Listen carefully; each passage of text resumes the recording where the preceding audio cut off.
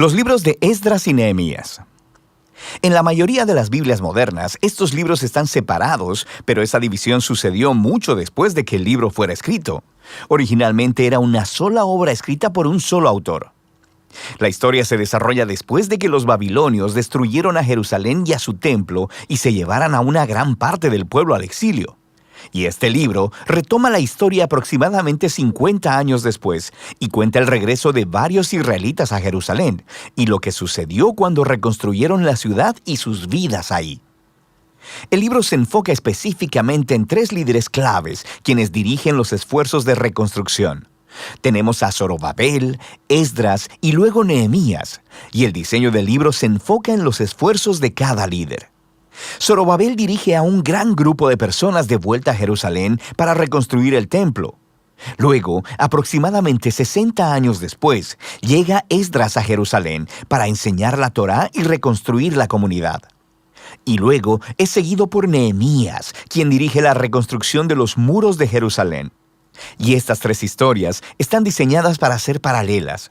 Cada una comienza con el rey de Persia siendo movido por Dios para enviar al líder a Jerusalén, ofreciéndole recursos y apoyo.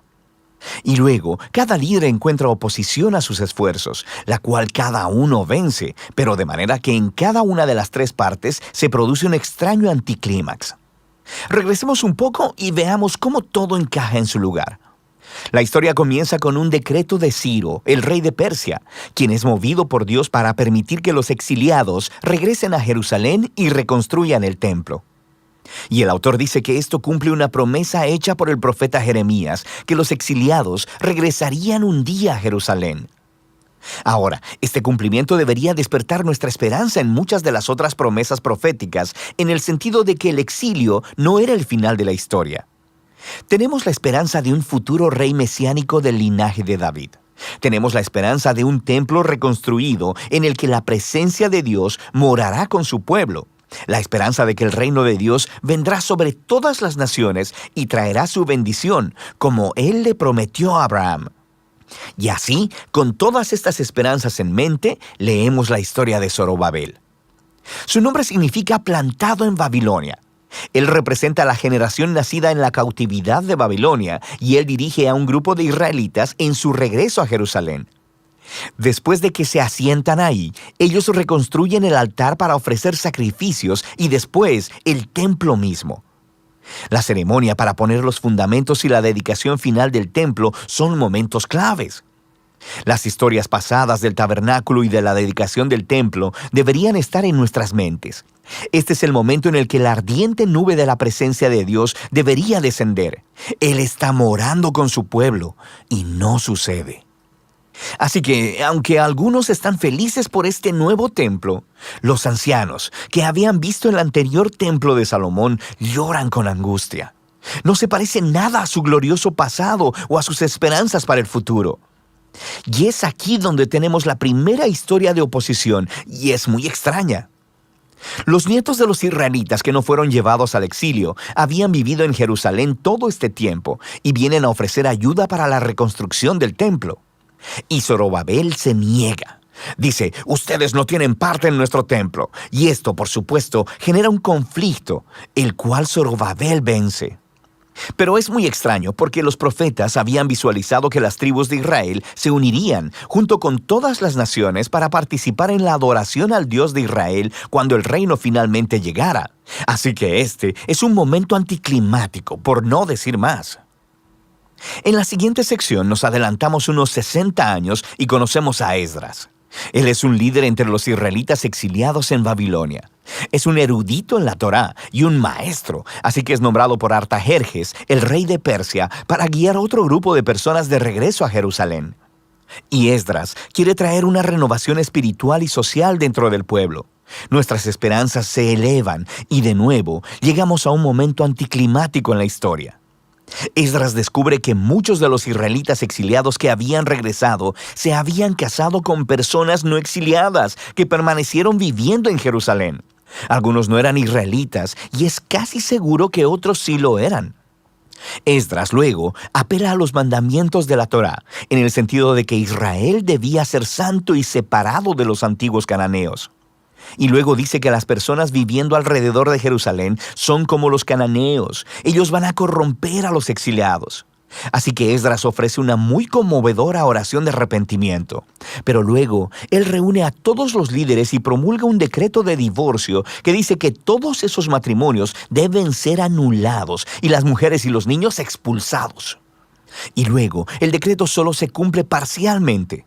Se nos da una lista de algunos de los hombres que se divorciaron de sus mujeres. La historia es muy extraña por varias razones. Primero que nada, Dios nunca ordenó a Esdras que hiciera esto. Fueron los líderes de Jerusalén quienes llevaron a Esdras a hacer el decreto. Segundo, el profeta contemporáneo, Malaquías, sí dijo que el exiliado debía preocuparse por la pureza, pero también dijo que Dios se opone al divorcio. Así que los resultados combinados del decreto encajan con este patrón de una conclusión extraña y anticlimática. Lo que nos lleva a la siguiente sección acerca de Nehemías.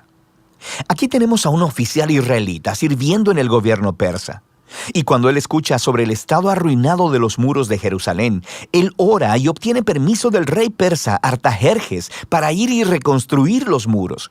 El rey incluso le da una escolta armada y muchos recursos. Así que después de llegar a Jerusalén, comienza el proyecto de construcción y también se enfrenta a oposición por parte de las personas que ya habían estado viviendo en Jerusalén. Una vez más, nos enfrentamos a una tensión en la historia. El profeta contemporáneo Zacarías dijo que la nueva Jerusalén del reino de Dios sería una ciudad sin muros, que la presencia de Dios la rodearía, que personas de todas las naciones vendrían y se unirían al pueblo del pacto. Pero Nehemías parece operar con una visión contraria. Él les informa a las personas que rodean a Jerusalén que no tienen parte en Jerusalén, y esto, por supuesto, los mueve a hostilidad. Así que, aunque Nehemías cumple su visión para la ciudad con integridad y valor, ellos tienen que construir la ciudad con guardias armados protegiéndolos. Y nos preguntamos, ¿podría todo este conflicto haber sido manejado de otra manera? Y todo esto nos lleva a la conclusión del libro en dos movimientos, primero positivo y luego negativo. Esdras y Nehemías combinan sus esfuerzos para traer una renovación espiritual entre el pueblo. Ellos reúnen a todos los exiliados para un festival y enseñan y leen la Torá a todo el pueblo durante 7 días. Y luego celebran la antigua fiesta de los tabernáculos para recordar la fidelidad de Dios en el Éxodo y los viajes en el desierto. Y confiesan sus pecados y se comprometen a renovar el pacto y a seguir todos los mandamientos de la Torá. Y terminan con una gran celebración sobre el templo y los muros de Jerusalén. Y pensaríamos que este es el momento decisivo, pero no lo es. El libro termina en una nota completamente deprimente. Nehemías da un paseo por la ciudad y descubre que el pueblo no ha estado cumpliendo sus votos del pacto.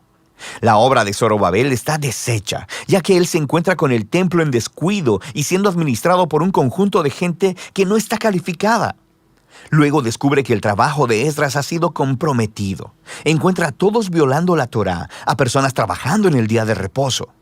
E incluso su propio trabajo en los muros está en juego porque las personas están poniendo mercados alrededor de los muros de Jerusalén y trabajando en el día de reposo.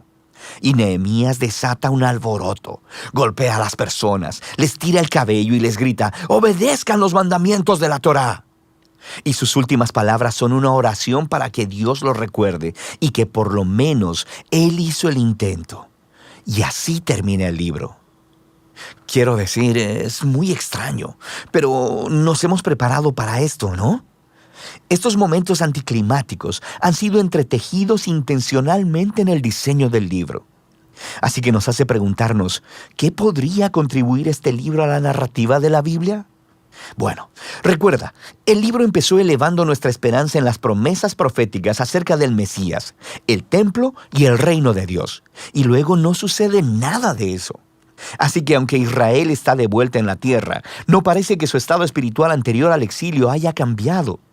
Y aunque Esdras y Nehemías hacen lo mejor que pueden, sus reformas políticas y sociales entre el pueblo no abordan los problemas centrales de los corazones. Así que el libro está apuntado a la misma necesidad que resaltaron los profetas Jeremías y Ezequiel. Lo que el pueblo de Dios necesita es una transformación integral de sus corazones para que puedan amar y obedecer a su Dios. Y sí, El libro termina con una decepción, pero te obliga a seguir leyendo los libros proféticos y de sabiduría, para descubrir qué es lo que Dios hará para cumplir sus grandes promesas de pacto.